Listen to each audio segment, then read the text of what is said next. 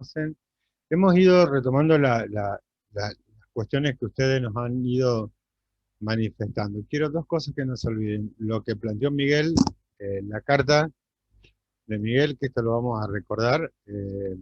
Después, Lorena, por favor. Y la carta que nos pidió él.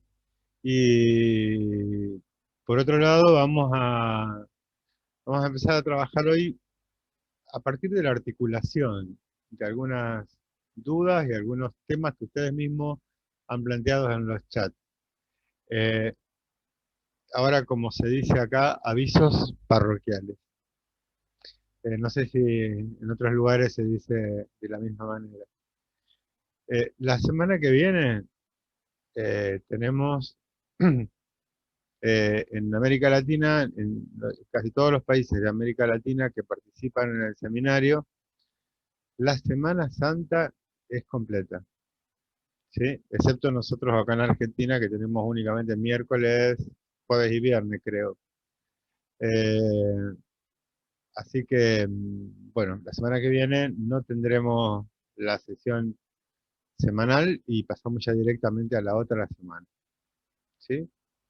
Eh, Porque los compañeros y compañeras y los docentes y estudiantes de otras universidades lo que van a hacer es eh, tomarse sus días de descanso merecidos. Eh, bueno, saludar al equipo de trabajo. Yo esto sí lo quiero recalcar permanentemente. A Diego, al doctor Diego Méndez, eh, al equipo de trabajo de la cátedra, eh, que me gustaría que puedan presentarse cada uno, que hasta ahora no lo he hecho. Eh, Ahí lo veo a Franco, bueno, están varios.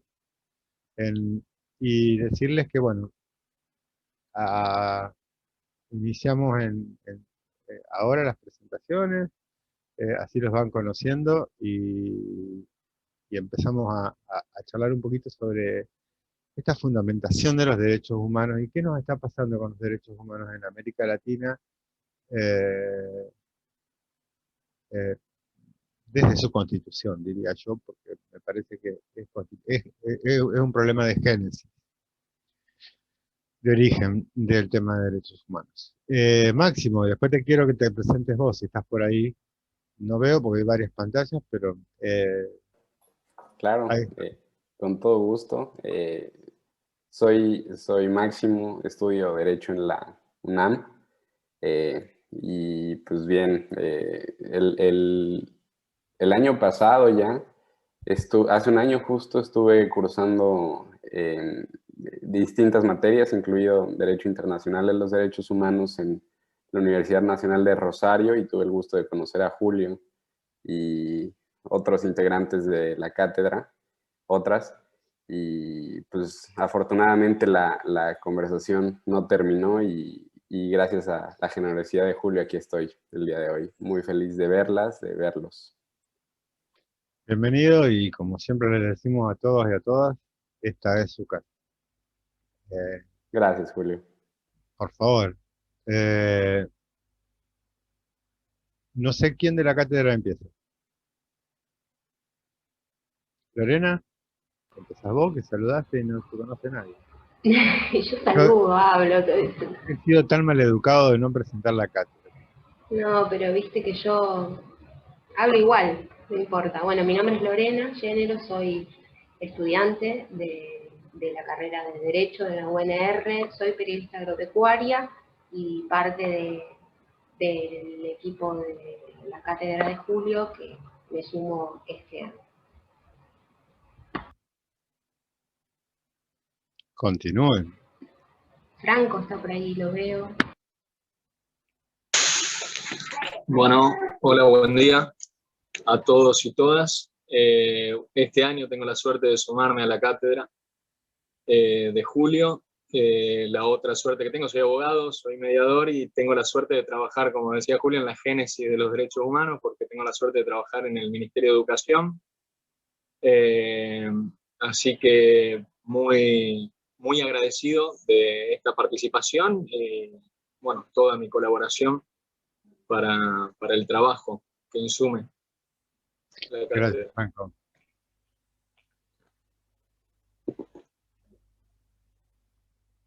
A ver si hay alguno más por ahí. Estaban Cristian, Pablo, Sí. A ver. Julieta. Quizás lo he silenciado a todos. Sí, la vía Julieta. Bueno. Rosa Inés, bienvenida. De Ecuador. Buenos días. Gracias, Julio. Gracias, chicos, chicas. Gracias por la invitación y vamos a acompañarles. No he podido estar en todos los eventos, pero realmente me parece fascinante el aprendizaje que uno puede tener de cada uno de ustedes. Gracias por la invitación. Es tu casa. Bien. Si no se animan, los voy a terminar presentando yo al final, cada uno. Y bueno, para mí es un gusto compartirlo con Sheila, a quien va a presentar Lorena.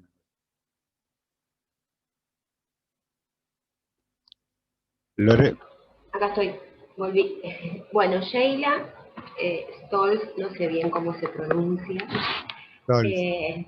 Bien, es profesora de la Facultad de Derecho de la Universidad Federal de Río Grande do Sul, profesora permanente del programa de Maestría en Derecho y Justicia Social, doctora en Derecho de la Universidad Católica de Río Grande, becaria del programa el doctorado en la Universidad de Madrid, maestra en Derecho en la Universidad de Pompeu Fabra en Barcelona, coordinadora del Grupo de Investigación en Derecho, Género e Identidades Plurales, y me permito agregar unas líneas en estos encuentros que la hemos estado conociendo, una persona con una calidad humana increíble.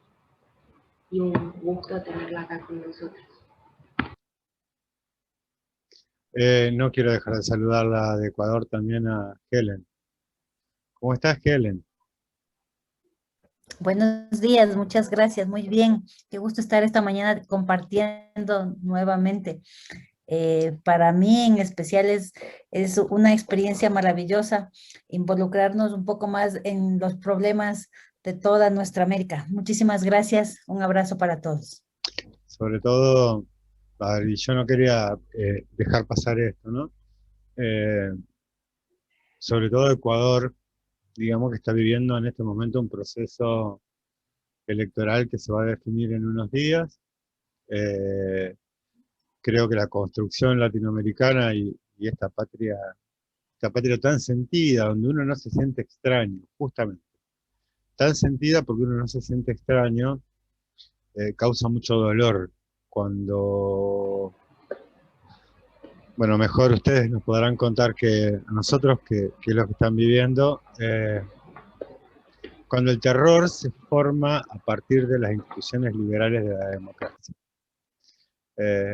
Y un terror cotidiano, que no únicamente tiene que ver en Ecuador con la planificación o no de vacunaciones, etcétera, sino que tiene que ver con actos de persecución a defensores y defensoras de derechos humanos, a maestras y a maestros, como sucede en Colombia también, y en varios países de América Latina y Caribe. La idea nuestra es cerrar este seminario, Máximo, y dejarte coordinando desde México, digamos, el equipo, cuando cerremos el seminario, el equipo internacional sobre educación y derechos humanos, para poder ir apoyándonos entre todos y todas y poder ir acompañándonos. Si quieren hacer algunas líneas sobre Ecuador, porque la prensa en el sur llega muy poca información sobre Ecuador. Helen o Rosa Inés. A ver, bueno, bueno, Ecuador ahora, gracias Julio por el preámbulo, Ecuador vive ahora una situación bastante difícil, ¿no? una polarización en cuanto a las elecciones y a las decisiones que debemos tomar. Y bueno, un poco manipulados por los medios de comunicación, gente también que no tenemos mucho, tenemos que trabajar mucho en el tema de educación nosotros en Ecuador. Y bueno, en cuanto a derechos humanos, estamos tan afectados. Nosotros recién tuvimos un informe de una comisión respecto a lo que pasó en octubre del 2019. Y claro, se evidencia un crimen de lesa humanidad, un crimen de Estado, en donde hubieron muertos, hubieron gente, más de 1000 personas heridas, 11 muertos, gente que perdió los ojos. Y lo triste es bueno, eso pasa en todos los países, ¿no? Como el gobierno y la derecha minimiza este informe, descalifica el informe y hace ver como que nada ha pasado. Realmente nosotros tenemos mucha esperanza en que el próximo gobierno sea un gobierno progresista, un gobierno que gane Arauz. Estamos muy esperanzados en que esto genere un cambio y que nos unamos toda América, ¿no? Realmente escuchaba yo declaraciones de algunos otros países que apoyan esta propuesta progresista de Arauz, y realmente es una oportunidad, y debemos tomarlo como una oportunidad para que entre todos nos unamos y nos fortalezcamos, y podamos darnos la mano entre los países para poder sostenernos, porque aislados no lo vamos a poder hacer, y mucho menos contra gobiernos que nos aplastan, que nos minimizan, que no nos permiten crecer como naciones. Entonces, sí es una esperanza. Andrés Arauz es una esperanza para América. Ustedes saben que tenemos, que él representa una corriente progresista y ahora denominada correísmo, porque realmente así debemos denominarlo en la historia del Ecuador. Y debemos aprovechar esta oportunidad, si es que las cosas suceden como esperamos, para poder unirnos, para poder ser más fuertes como naciones americanas. Eso sería mi comentario respecto a nuestra situación en el país. Gracias, Rosa. En el caso de yo quiero hacer una simple acotación.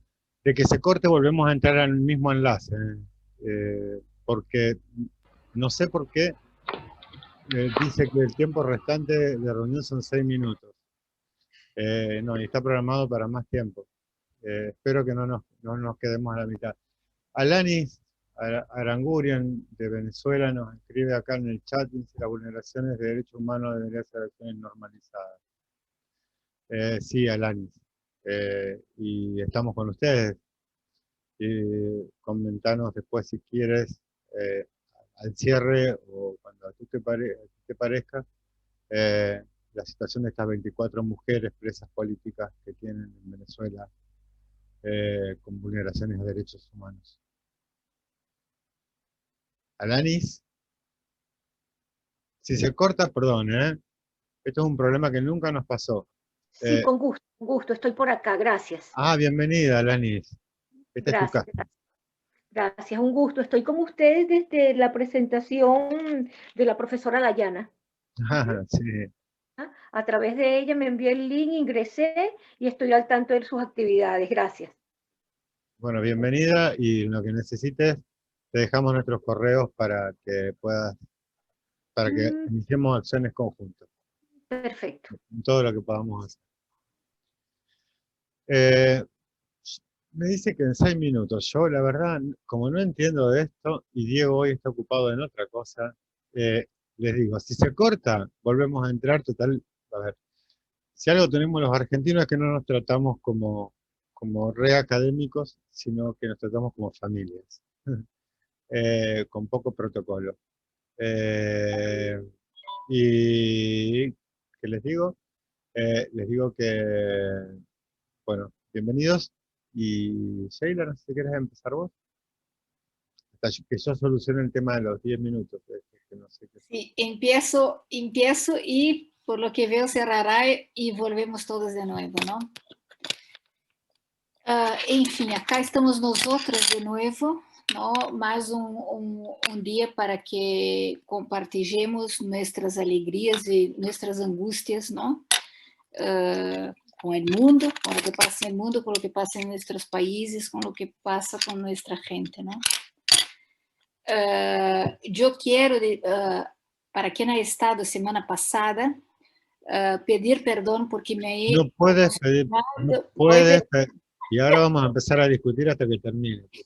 Hasta que yo no pida perdón. Sí. Pero me he conmocionado demasiado. Estamos haciendo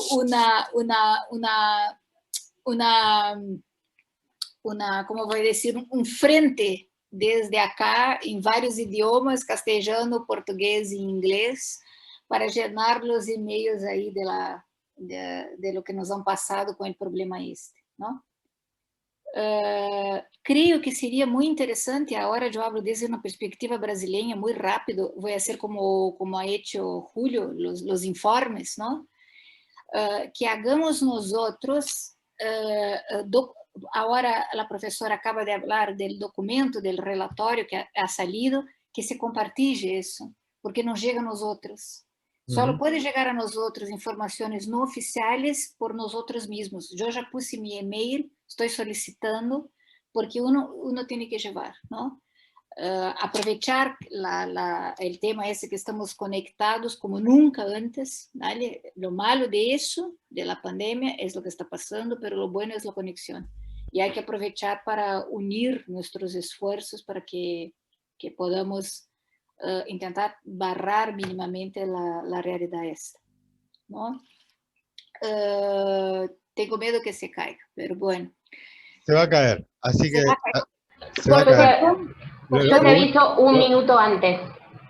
Lo único que les voy a decir es, nos volvemos a conectar en el mismo link y aprovechemos a salir ahora, antes que se caiga.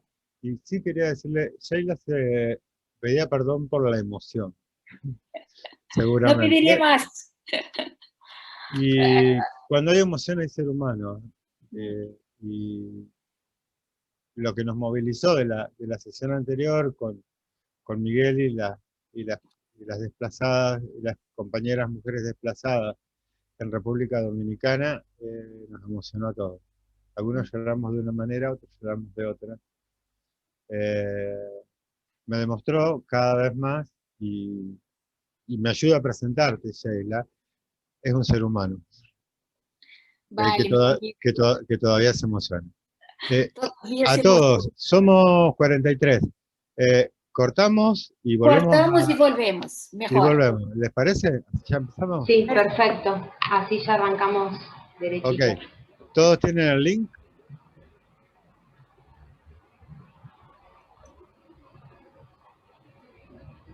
Sí. Vamos a desgrabarla después porque tengo una buena noticia. Vamos a poder publicar un libro. Un libro digital para que lo puedan tener todos sin tener que comprarlo. Uno de los grandes temas que nos han preguntado es cuál es la diferenciación entre derechos y derechos humanos. ¿Qué es esto? ¿Qué es este campo de los derechos humanos?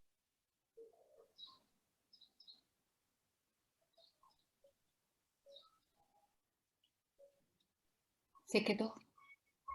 Te silenciaste, Julio.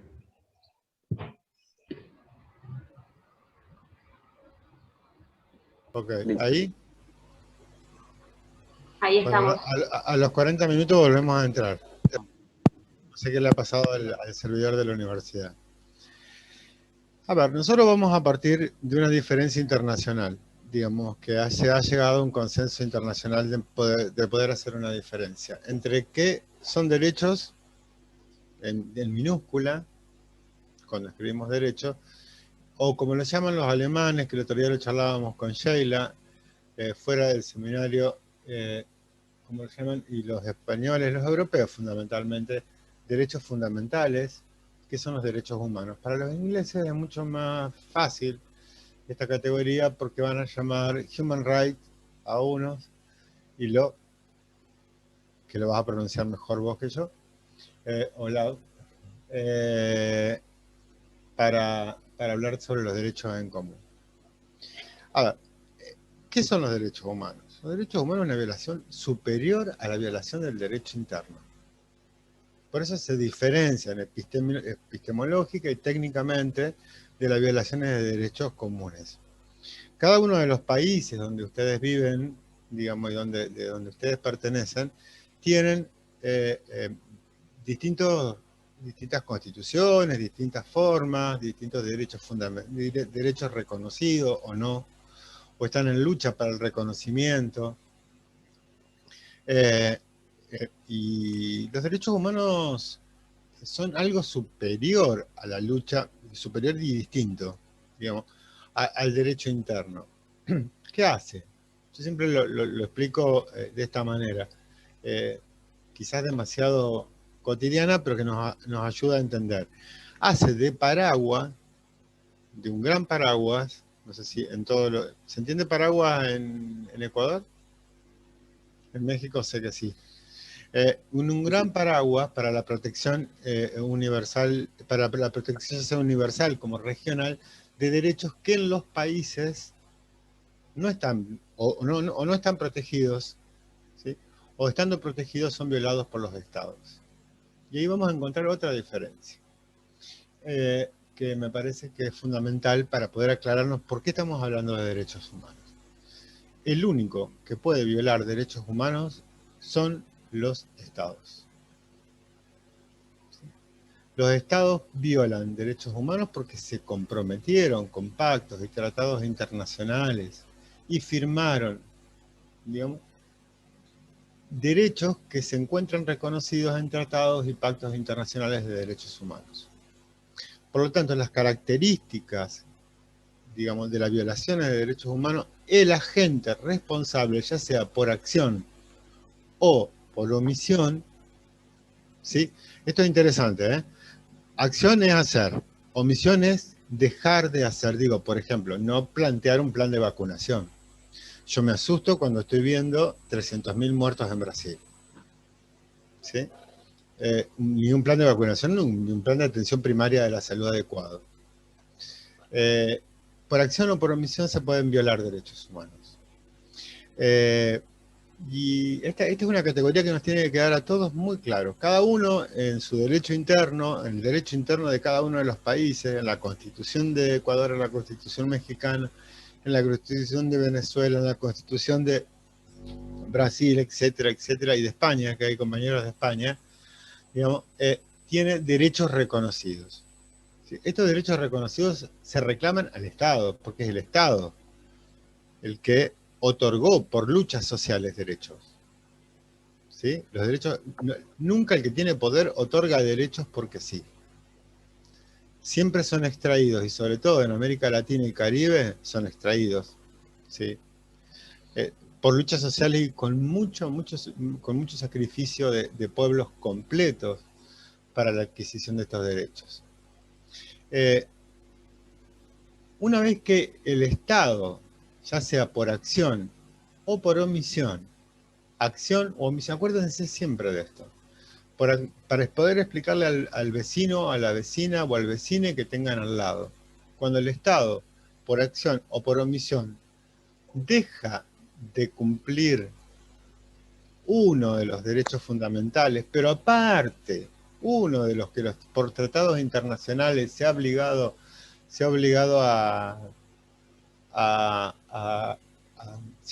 al cumplimiento, se está cometiendo una violación de derechos humanos. ¿Sí? A ver, este concepto, esta idea que queremos que quede claro para todos. Fíjate que, Lore, que hay gente que está pidiendo admisión. ¿Sí? Por favor. Entonces tenemos este tema. No sé si queda claro.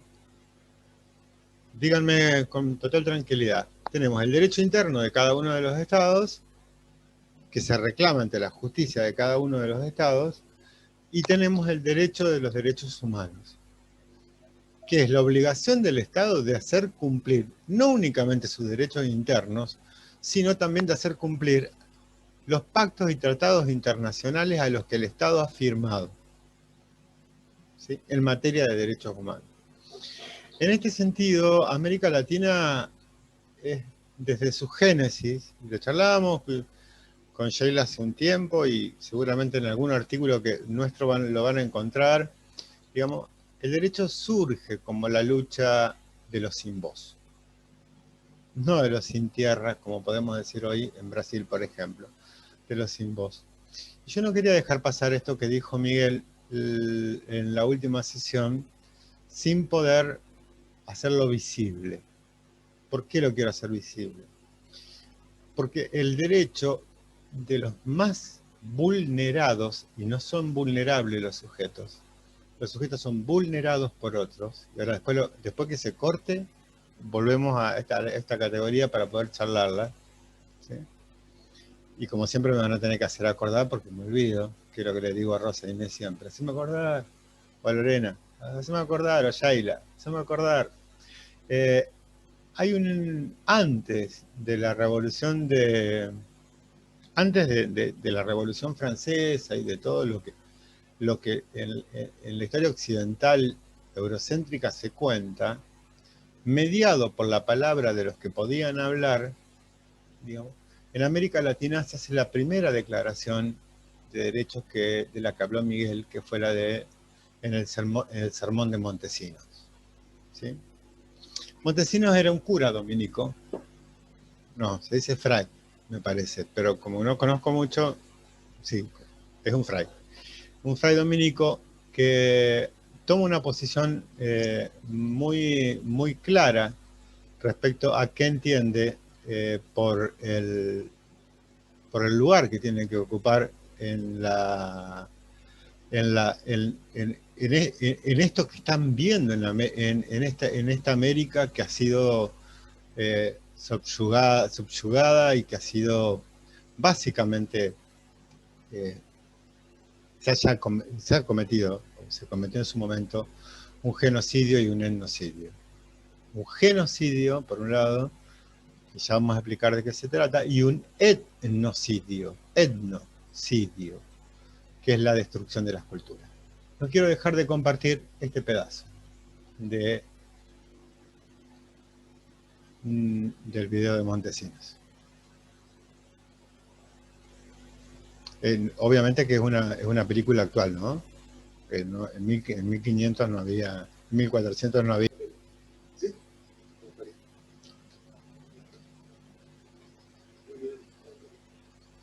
Bueno, nos parecía importante remontar o retomar el origen, digamos, de que en América Latina la violación de derechos humanos es constituyente del proceso de colonización, el proceso etnogenocida de colonización, y que aún se sigue viviendo con lógicas permanentes adentro de nuestro continente. Me parece que este discurso de Montesinos, que después se los vamos a subir a la página, es anterior a la Revolución Francesa, Y siempre me preguntan, cuando estaba dando clase en Salamanca, me preguntaban, ¿y por qué no fueron los propios indígenas? Porque no podían hablar. No podían hablar. Digamos. Si la voz, y en eso tenemos que tener mucho cuidado los que trabajamos en el área, la voz siempre estuvo mediada por otros. ¿Sí? Y esto es lo que charlábamos ayer, Rosa Inés. Los que teníamos capital simbólico, el capital simbólico lo teníamos que poner a disposición de alguien. Y esta es una decisión ética. A disposición de quién uno pone su capital simbólico y su vida, por decirlo de alguna manera. Nos parecía importante a nosotros, primero aclararle qué es el concepto de derechos humanos, ¿sí? Para empezar. Y en segundo lugar, que una violación de derechos no es una violación de derechos humanos, ¿sí? Que dentro de las violaciones de derechos humanos siempre hemos mediado entre los sin voz y los que todavía tenemos voz y podemos resistir en conjunto. No sé cuántos de ustedes conocían a Montesinos. ¿Alguno de ustedes los conocía? ¿No? No. 1, 2. Sí. La verdad, tenés gente para entrar, Lore. La verdad, para mí fue un descubrimiento, ¿eh? Y lo descubrí en España, trabajando en la Universidad de Salamanca, donde encontré los primeros escritos de Montesino, donde ya no se discutía el alma. Fíjense que ya acá está superada la discusión de si los indígenas eran o no personas humanas. ¿Sí? Mucho tiempo llevó esta discusión, así como nos planteó Sheila en la clase anterior cuando hablábamos de la negritud, también nosotros hicimos lo mismo en el sur con los indígenas. Ustedes piensen que a Argentina solo le queda un 2% de la población indígena. Este 2% de la población indígena significó, de pueblos originarios o indígenas, como quieran llamarlo, significó de que hubo otro etnogenocidio que se llamó la campaña del desierto, y las campañas actuales a los desiertos, ¿sí? Donde se exterminaron. Quizás el 24 de marzo pudimos recomponer este crimen de lesa humanidad. Pero tenemos crímenes de lesa humanidad en la Constitución de nuestros estados. En la Constitución de nuestros estados, básicamente porque se pensaron en el modelo, desde el modelo europeo y no desde el modelo latinoamericano. Ninguno de los estados de América Latina se pensó desde América Latina para América Latina. Se tomaron y se copiaron. Chequeen esto en cada una de sus constituciones y del material que tengan. Digamos, fíjense en las constituciones que tienen y se van a dar cuenta que son modelos tanto europeos como americanos, que a veces hasta quedan superpuestos, y se implantaron por minorías a América Latina y el Caribe. Por eso es el castigo tan fuerte a Haití, que fue el primer lugar que se independizó de la primera independencia. Haití fue el primer país que se independizó. Por lo tanto, hablar de derechos humanos y hablar de derechos humanos en América Latina no puede negar cuál es el origen de los derechos humanos. El origen de los derechos humanos en América Latina es la exclusión, es la vulneración, es darle voz a los que no tienen voz, es hacer alumnos, hacer estudiantes, hacer colegas, es abrir espacio, es dejar gritar, es darle forma a aquellos que de alguna manera u otra somos vulnerados y no somos vulnerables. Se va a cortar, yo ya sé, y vamos a volver a entrar. Y que sí quería empezar a charlar con Sheila esta categoría. Generalmente uno habla de, y cuando uno habla en la charla común, va a hablar de sujetos vulnerables, ¿sí? Entonces dice, ¿cuáles son los sujetos vulnerables? Se dice, los ancianos, los niños, las mujeres, etcétera, etcétera, etcétera. ¿Sí? Desde la década del 80 en adelante, para los sujetos vulnerables se crearon acciones positivas o de afirmación positiva. No me gusta el concepto de discriminación positiva, porque la discriminación nunca es positiva como la usan en algunos países, el concepto de discriminación positiva. La discriminación, como la raza, tiene una genealogía simbólica. ¿Sí? Por eso prefiero la acción positiva a sujetos vulnerables. Y en la Constitución Argentina, por ejemplo, dice, son sujetos vulnerables este y este. Bueno, la pregunta es, ¿son vulnerables las mujeres o han sido vulnerabilizadas? Porque, a ver, cuidado, cuando uno analiza con una categoría, mira de otra manera, ¿eh? ¿Los niños son vulnerables o son vulnerabilizados? ¿Los ancianos son vulnerables o son vulnerabilizados? Las pobrezas, ¿son vulnerables o son vulnerabilizados? ¿Por qué? ¿Y por qué quiero hacer tan fuerte esto que lo voy a volver a repetir porque lo vamos a volver a repetir en el ciclo del seminario, pues para nosotros es una categoría central en la que nos han confundido. Si yo no tengo claro quién lo hizo, tampoco sé quién está del otro lado. Quiero ser claro con esto. Vulnerable pareciera que fuera natural. Por ser niño, sos vulnerable. Por ser anciano, sos vulnerable. Porque sí. Por ser negro, sos esclavo. Porque sí. Por ser pobre, no podés estudiar. Porque sí. Sí. A ver, hay una naturalización que hace y que el concepto le es operativo. Esa categoría nace en Estados Unidos, la categoría de vulnerabilidad. ¿Sí? Entonces hablan de sujetos vulnerables. Nosotros hablamos de sujetos vulnerabilizados. Hay un otro que te corre del lugar y que te deja sin herramientas. El tema es que identifiquemos quién es el otro. Como si sos vulnerable porque sí, no lo vas a poder identificar y le vas a errar en el análisis. En cambio, si vos sabés que hay un otro, yo lo tengo que identificar a ese otro que me está quitando la posibilidad de convertirme en un pleno para dejar de sentirme en un vulnerable.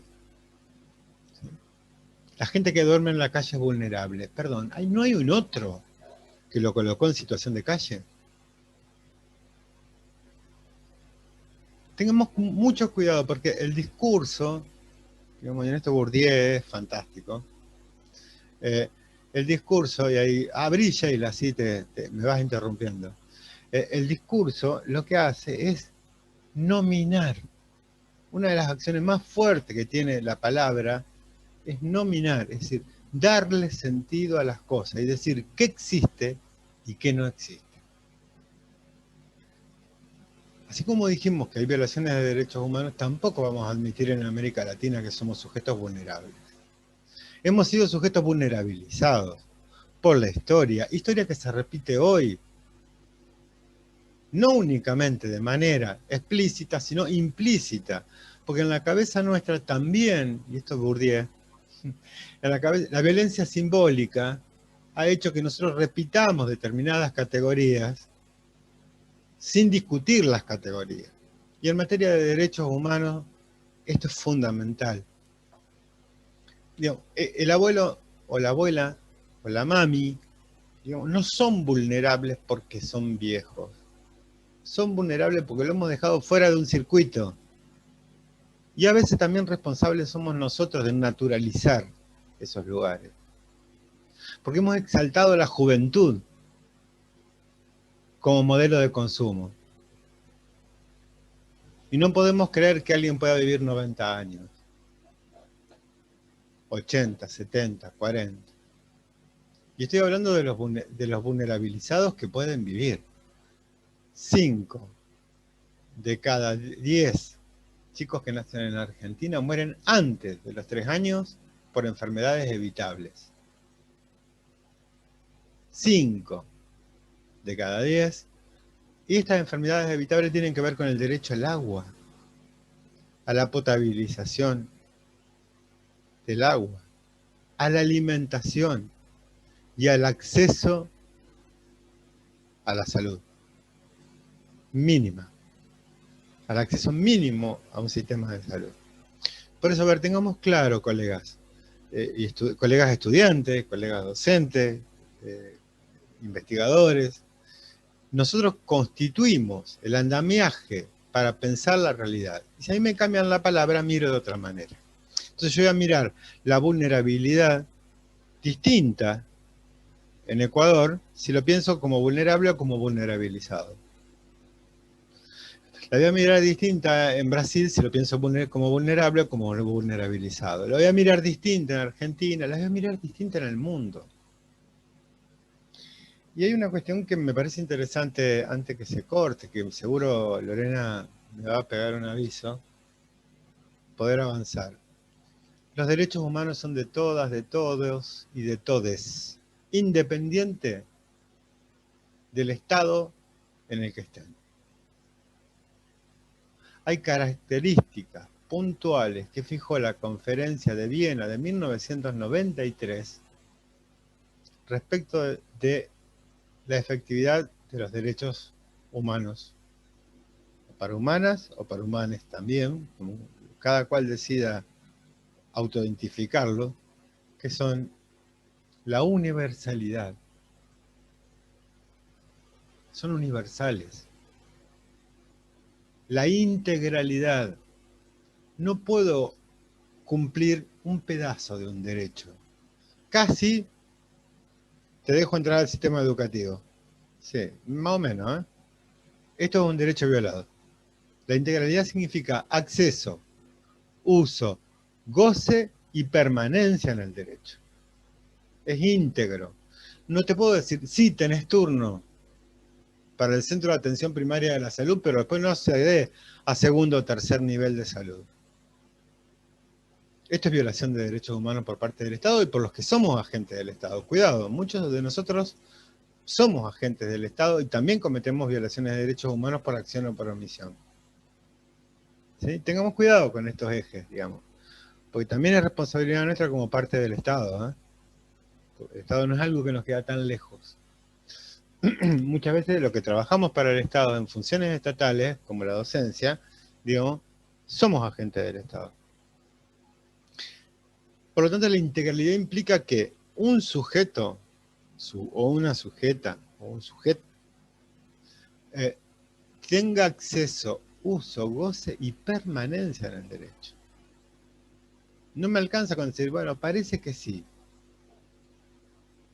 Parece que me duele la panza. No. En materia de derechos humanos, o se cumple un derecho, o no se lo cumple. No hay mitades.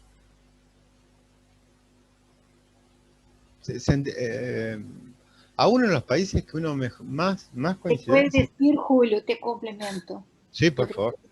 Dale. No hay jerarquía. Exacto. Esa es una cosa muy importante, porque el tema que hemos hablado, que yo he hablado ya, el primer encuentro, de que no hay generaciones, porque las generaciones vienen con el cuento de que hay jerarquía, es falso. Es falso, porque al decir eso yo puedo decir, bueno, es importante el derecho político al voto. Ahí estamos nosotros en una democracia porque hay elecciones y hay votos. O lo que está sucediendo Sin ahora. embargo, no hay Sí. derecho a la salud, por ejemplo. Eso no Bueno, existe. esta discusión distópica. Es distópica. Esa es una discusión distópica. Y nosotros intelectuales... Vergonzosa entre salud y economía. No, Exacto. no hay discusión sobre esto. Los derechos son para todos. Esto que dice Sheila, retomalo y apuntalo. Nos quedan 10 minutos. 9 minutos. Bueno, nos quedan 9. Porque me parece interesante, Sheila. Retoma esto. Hay que retomar eso porque es eso, no hay la discusión entre salud y trabajo, que es lo que están haciendo todos los países en América Latina y Brasil en particular. No es eso. Si la gente se muere, ¿quién va a trabajar? Es una cuenta simple. Y mientras la gente siga muriendo, ¿vale? Lo que es, de hecho, poner a gran parte de la población pobre en toda Latinoamérica, y en el caso de Brasil sustancialmente, ¿no? Lo que están haciendo es decir, bueno, que la gente esa se jode, perdóname por la palabra, pues es exactamente eso. Esa gente no importa, esa gente es menos, yo tengo certeza que el cálculo es ese, porque el propio presidente ha dicho eso, son menos gente a hacer cola en los programas sociales, son menos gente a tener que pagar jubilación. Ese es el cálculo. Entonces, de hecho, si hay una cosa, por ejemplo, en el caso de Brasil y tantos otros gobiernos, dejar que la gente se muera porque no ha comprado vacuna es una política. ¿Va? En eso yo no puedo decir que el presidente brasileño es mentiroso. De hecho, él se ha candidatado y ha sido electo con el lema yo sé matar, ¿vale? Entonces, en ese aspecto no es falso, es verdadero, el tipo nos está matando, es verdad, ¿vale? Ese eslogan de campaña lo está cumpliendo muy bien, ¿vale? Y eso es genocidio. Es genocidio porque toca a un tipo de personas.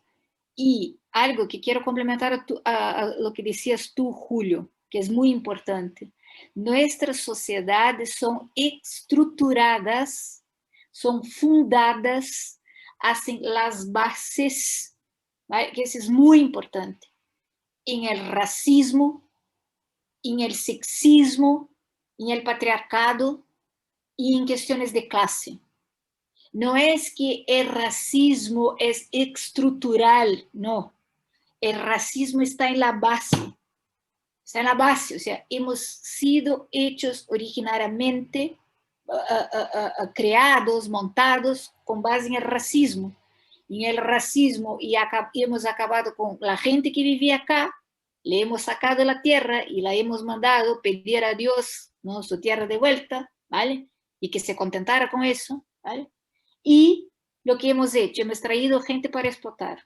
O sea, el racismo está en la estructura, las clases sociales están en la estructura, el patriarcado, el machismo está en la estructura. Eso es una explotación, de hecho. Y solo quiero, me pareció perfecto todo lo que ha dicho, pero quiero clarear lo que ha dicho Julio. No es que la gente no tenga voz, es que a la gente no es dar el derecho de hablar, dar el derecho de hablar, porque la gente lo que el poder hace es callarla, ¿vale? Al principio allá, cuando hemos invadido las Américas, África, ¿vale? Lo que hemos hecho es, tu idioma no sirve, es nuestro idioma. Ahora tienes que, de la noche hasta el día, aprender a hablar o el castellano, o el portugués, o el inglés, o el francés. ¿Vale? No se ha respetado eso. De hecho, hay también yo no sé de toda América Latina, y perdóname, pero solo en Brasil teníamos casi 1000 tipos de idiomas distintos. ¿Dónde está la gente esa? Está muerta, se ha perdido, se ha matado su cultura, se ha matado su gente. Eso es lo que llamamos etnocidio. Etnocidio, ese es el etnocidio, porque la gente esa se fue. La muerte de las culturas. La muerte de la cultura. Y la primera muerte impuesta por reglamentos en todos desde Inglaterra, desde Portugal, era justamente el idioma. Por eso la manutención del idioma es una cosa importante, porque es la forma, sobre todo en los pueblos originarios, acá en Brasil, la gente que es indígena prefiere usar el término ese para decir, han sido vosotros colonizadores que me han dicho que soy indio o india. Pues bien, yo soy, y además tengo orgullo de ser. Eso es muy importante, porque también es oír como la gente, y nosotros decimos pueblos originarios para intentar no contener eso. Bueno, en ese momento no tengo la visión de América Latina, pero eso es muy importante. La gente esa tiene voz, la gente esa ha resistido. De hecho, los 2% de Argentina, los 10% en Brasil, y entre 0 y 10 es la cara de Latinoamérica, ¿no? No es mucho más que eso. La gente esa ha usado su cuerpo, a su vida, para intentar mantener su cultura, sus tradiciones. Eso es un abuso de lesa humanidad. Eso 3 es... minutos, disculpen 3 minutos. la interrupción. Salimos todos y volvemos, ¿puede ser? Es Sí. la última salida y entrada. Y les pedimos 1000 disculpas, no sabemos qué nos pasó con... Tranquilo, Sí. no pasa nada. ¿Qué le está pasando a la universidad?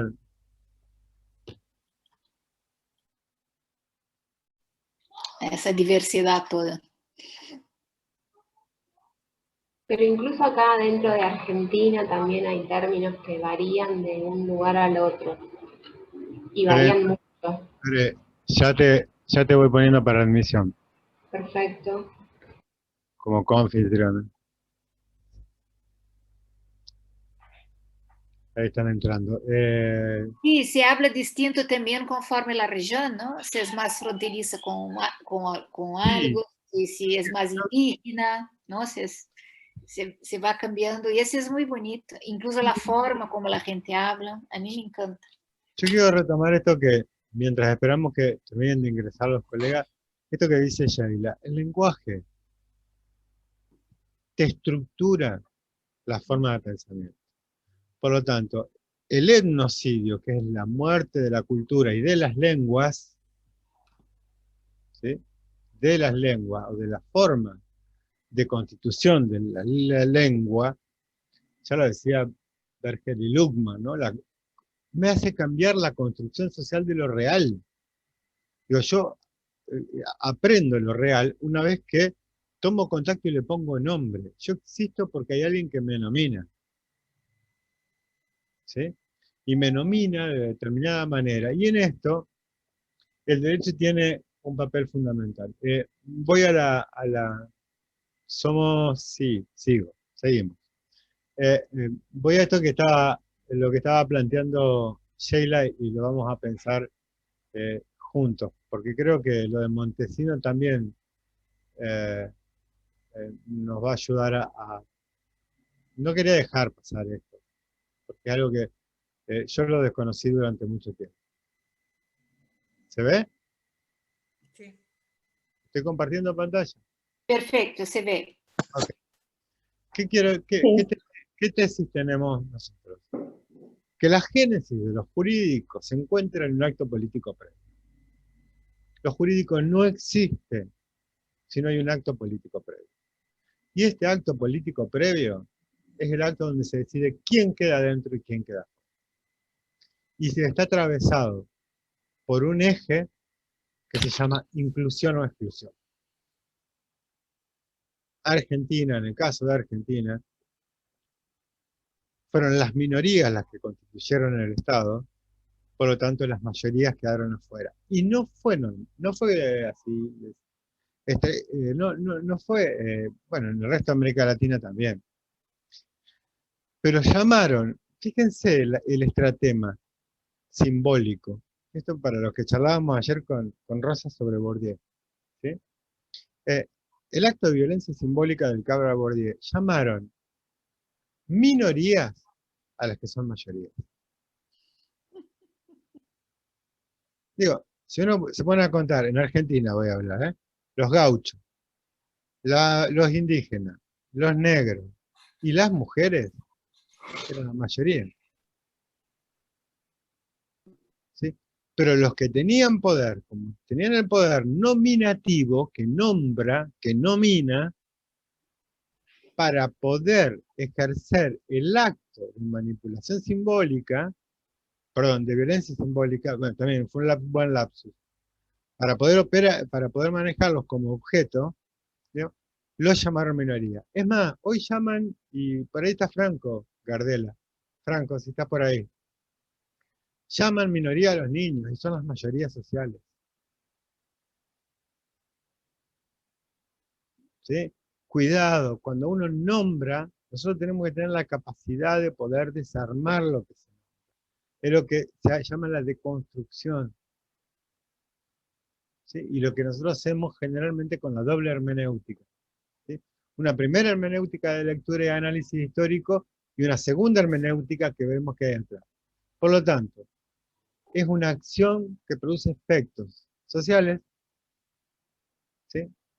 Y si no, preguntémosle a las comunidades LGTBX si es lo mismo usar el documento con el nombre de la autopercepción que no usarlo y seguir llamándose como lo llamaron la familia de origen o algún juez en algún registro civil, ¿sí? Produce efectos sociales, institucionales y políticos, como yo nombro al otro. Y esto no es menor en el campo del derecho. ¿Sí? Esto me pareció interesante. Es importante, Julio, también llamar la atención para que a gente de nosotros con nosotros mismos. Estamos tan llenados en la cabeza con la terminología oficial, oficiosa, ¿no? Y con la educación que hemos tenido, ¿vale? Que muchas veces nos salta expresiones que son descalificativas y que son equivocadas, ¿vale? Incluso a nosotros, ¿no, Julio? ¿Vale? Claro que creo que en algún grado, medida, ya tenemos, y no es en el sentido, porque eso es muy interesante también, y me imagino que pase en muchos países, quizás en todos los países de Latinoamérica. Por ejemplo, yo he escuchado desde 2018, cuando la llegada del gobierno Jair Bolsonaro, que la culpa era de nosotros, izquierda, y que la culpa era de nosotros, feministas, y que la culpa era de nosotros, antes racistas, y bla, bla, bla, porque tenemos la política del políticamente correcto. Eso que estamos diciendo Julio y yo, de cuidar con lo que estamos nombrando, clasificando, ¿no? Eso es llamado por la gente de políticamente correcto. Y que la vida se ha tornado un infierno, porque ahora no se puede decir cualquier cosa que no sea lo políticamente correcto, ¿vale? Les voy a dar un ejemplo de una cosa muy, muy simple. Brasil ha comprado el programa ese Big Brother, ¿vale? Y la nación para oír el Big Brother. Ese es más importante que 300.000 personas muertas, ¿vale? Sheila, perdón, no sé lo que es el programa Big Brother. Big Brother es el programa ese que la gente se queda ahí en una casa cerrada por meses. Me imagino que hay... el Gran Hermano. El Gran Hermano, el Big Brother, eso. Vale. Me olvidé que podía decirlo ese en castellano, perdón. ¿Vale? El programa es que todos los países... El de Orwell. Eso es. Y ahí la nación toda pasa ahí hablando de la gente esa que está ahí en la casa, ¿vale? Bueno, ¿qué ha pasado? Ha pasado que una chica en algún momento acá en Brasil ha dicho que el tipo estaba siendo racista en su forma de expresión, ¿vale? Ahí, ¿qué ha hecho? Un diputado conservador acá de Brasil, ¿vale? Ha movido una acción diciendo que lo políticamente correcto estava passando de los límites e, ao usar del caso, esse é processado a chica del programa que a chica todavía estava aí na casa. O sea, é um completo absurdo. Isso é muito importante, porque a oficialidade, ¿no? El poder sempre vuelve em las coisas mais mundanas ou menos importantes, porque ¿qué importa a la chica que está aí hablando isso com el outro chico? Esse é um programa de manipulação de las personas, é uma coisa óbvia. Y ya hay acciones contra la mujer que está ahí y que ni siquiera puede defender porque está ahí dentro de la casa esa del Gran Hermano. Entonces, eso es. Y claro que algunas veces, y creo que es muy importante también, Julio, como somos personas muy emocionales, muy, ¿no? Que nos toca el corazón, también no es autovigilarse, es comprender quién somos y la estructura social. Y el hecho de decir que el racismo, el patriarcado está ahí, está en nosotros. Hemos sido moldados en eso. Es muy difícil libertarse de eso. También hay que ser comprensivo con uno mismo y decir, bueno, me he equivocado. Pero eso pasa, bueno, y volver a reestructurar lo que está hablando.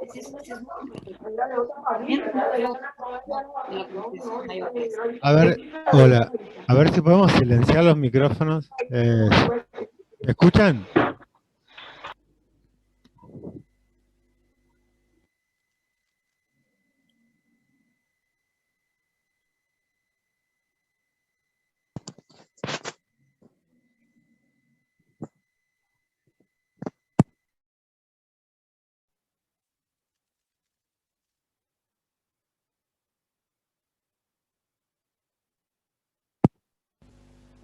Julio. Hola, ¿se escucha?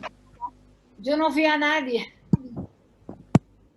Sí, ahora sí se te escuchaba, pero antes no. Ah, ok. Digo, a ver, una de las cuestiones que nosotros queríamos marcar, no lo ves porque estaba compartiendo pantalla Sheila, pero una de las cuestiones que queríamos marcar es esto: el lenguaje no es neutral. El lenguaje habla de lo que somos y lo que pensamos. ¿Sí? Cuando yo nombro la cosa de determinada manera en el campo jurídico, o en el campo social, o en el campo educativo, o en el campo político, lo estoy diciendo con una carga que trae. Por eso yo les dije, y creo que con Sheila, sin discutirlo, lo compartimos, yo no creo en la discriminación positiva. ¿Pero por qué? Porque las palabras tienen su origen, y la discriminación es discriminación. ¿Sí? Creo que puede haber acciones positivas, ¿sí? Pero no discriminaciones positivas. Y me opongo a todos los autores que quieran a volver a decir que la discriminación es una acción que a alguien va a poder hacer positiva. La discriminación siempre tiene en su génesis y en su lógica una estructura de exclusión y una estructura que no voy a hacer referencia directa, tiene que ver con la muerte. ¿Sí? La discriminación racial tiene que ver con la muerte, que no empieza ahora, empieza con el Holocausto judío, que fue el primer pueblo que pudo, por poder, llevar un juicio, digamos, a nivel internacional. ¿Sí? Pero por eso no hay discriminación que sea positiva. ¿Hay discriminación o no hay discriminación? En materia de teoría general de los derechos humanos, nosotros tenemos que ser extremadamente claros. Este lenguaje no neutral nos tiene que enseñar a buscar rápidamente estrategias de desocultamiento. ¿Qué son las estrategias de desocultamiento? Las estrategias de desocultamiento son las 2 o 3 lecturas que tenemos que hacerle para ver qué está ocultando un discurso. Una forma de decir, incluso lo que decimos nosotros, los docentes, porque nosotros estamos actuando con actos de violencia simbólica, por una cuestión de autoridad, de tiempo, de lo que fuera. Pero, a ver, hay algo que hace el derecho que no es menor, que distribuye un poder simbólico y un poder material. Simbólico porque dice que existís, por ejemplo, Ignacio, que existe Ignacio o no existe. Voy a poner un ejemplo que generalmente se lo digo a mis alumnos. Y charlándolo con colegas se los vuelvo a repetir. En Argentina, un bebé que no nace, digamos que no llega a los 9 meses, que no nace con vida, se considera que nunca existió. Por lo tanto, papás y mamás no pueden ir a enterrarlo a un cementerio con nombre. Es más, el derecho civil lo llama la cláusula resolutoria. ¿Sí? ¿Existió o no existió? Bueno, si nace sin vida, es como si no hubiera existido. Perdón, existió. En la configuración de esta mujer, en la configuración de esta mujer, ha de ser un problema de sonido. En la configuración de esta mujer, digamos, de esta familia, existió. Si era deseado. ¿Existió? Claro que sí, que existió. Bueno, el derecho dice que no. Y contra eso nadie dice nada, ¿eh? Pueden decir contra los que creen que uno tiene la opción de la interrupción voluntaria del embarazo, pero contra que el propio derecho diga, que dice que defiende la vida, diga que estos 9 meses de vida es como si no existieran, no es menor. Poder simbólico, pero también poder material. ¿Por qué? Pues yo voy a reconocer a Lorena por su capacidad. Va a tener que tener atributos, dice el derecho. Si no tiene estos atributos, no es un sujeto. Y en materia de derechos humanos, nosotros contra eso peleamos fuerte, pero muy fuertemente. Por eso decimos, en vez de hablar de sujetos, nosotros hablamos de seres humanos. El sujeto quedará para que en algún momento se reforme en cada uno de los estados en forma particular. Pero nosotros planteamos el eje en el ser humano o en el principio pro persona. No pro homine, ¿eh? Porque el principio pro homine es un principio que ha sido muy discutido y tienen razón las feministas, que es pro hombre. ¿Sí? Nosotros planteamos el principio pro persona. Todos y todas nosotros tenemos derechos integrales, indivisibles, no jerarquizables, no es mercado o salud, digamos, no jerarquizable y para todos, digamos, en cualquier lugar que estemos. ¿Depende de mi nacionalidad? No. Independientemente de la nacionalidad. Por eso es tan importante para nosotros, y yo creo que Sheila se deja el cierre, y ocupé demasiado tiempo hoy. Te prometo que la próxima lo ocupas vos.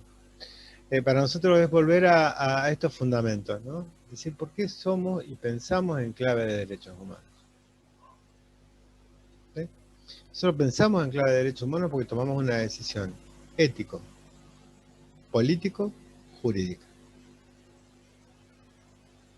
No porque están de moda los derechos humanos. ¿Sí? Porque lo hicimos en el periodo donde no estaba de moda el derecho. Pensamos en derechos de niños, niñas, adolescentes, no porque quede bien, sino porque es una decisión ético, jurídico y política. ¿Cómo es la decisión que aprendí en mi casa cuando era chico? Esta es una decisión ética. Es decir, ¿quién queda dentro y quién queda afuera? Bueno, quedará en manos de ustedes decir quién queda dentro y quién queda afuera.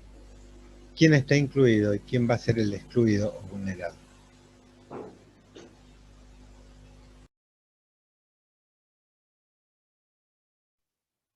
Por eso, Julio, y con eso concluyo lo que has dicho tú, la idea esa del círculo.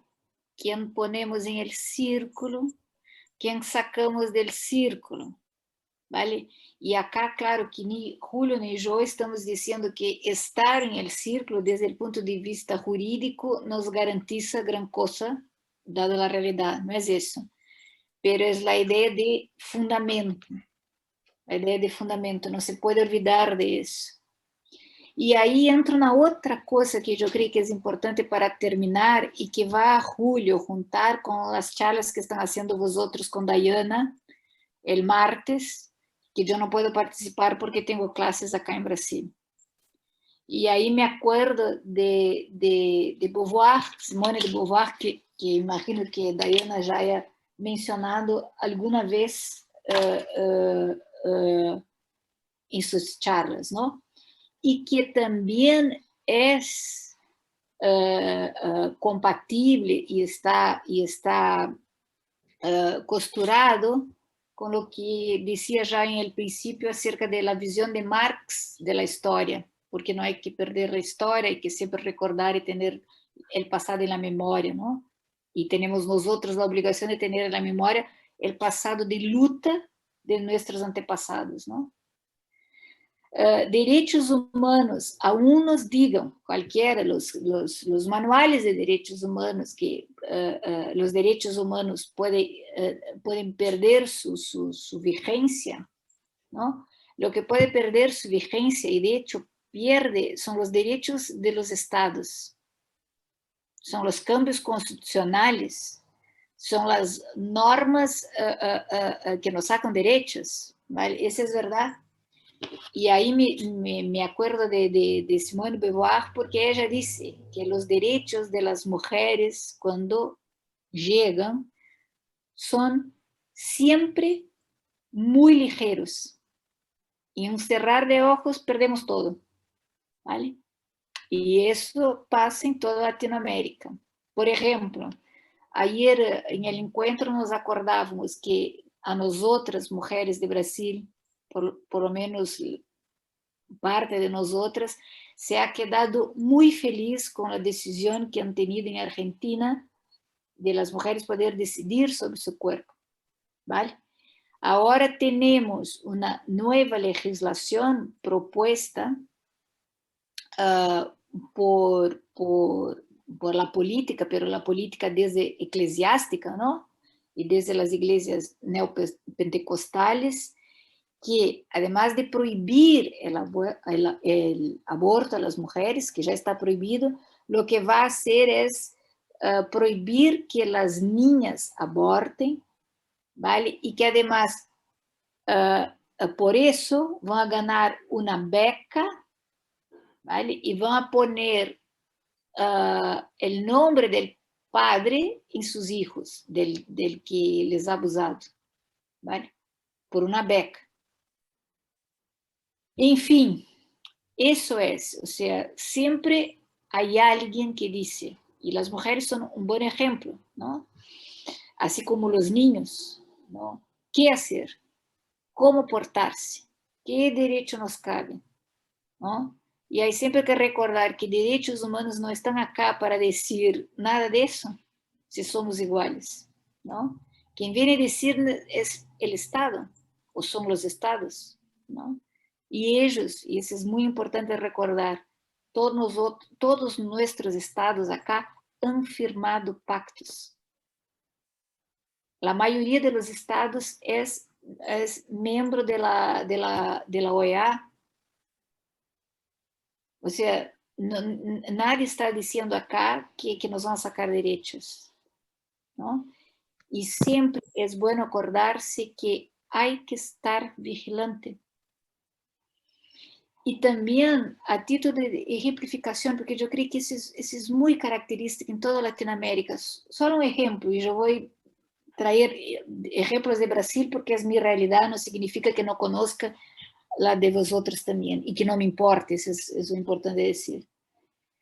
En 2015, el gobierno de la presidenta Dilma ha llevado al Congreso una ley para reglamentar el trabajo de las empleadas domésticas, del empleo doméstico. Empleo eso que es mayoritariamente hecho por mujeres y, en Brasil, por mujeres negras, ¿vale? Independiente del colorismo que se pone como negras, pardas, como se dice acá, independiente de eso, personas no blancas, mujeres no blancas, ¿vale? En fin, eso ha generado, y eso es siempre importante, y por eso el ejemplo, eso ha generado en ámbito nacional una movimentación de la clase, que en términos marxistas sería burguesa, pero podemos decir en términos actuales de la clase pudiente, la que gobierna, la que tiene poder, o la clase mediana, ¿no? Y ahí han hecho movimientos de mujeres diciendo que estaban ahí luchando para que las mujeres esas que trabajan en el ámbito doméstico no perdieran sus empleos. Entonces, toda la media, los medios de comunicación sociales en la época decían, es un absurdo la ley esta, porque la gente que trabaja en el ámbito doméstico se quedará sin empleo. Eso es una maldad, eso es un absurdo. Como un gobierno progresista, y digo eso porque si elige el gobierno progresista y Ecuador va a pasar cosas similares, como un gobierno que se dice progresista quiere hacer una ley, una nueva ley, que va a poner a la gente en la calle, ¿vale? Entonces la gente actuaba desde una perspectiva moral y de caridad fantástica. Es importante defender que la gente mantenga su trabajo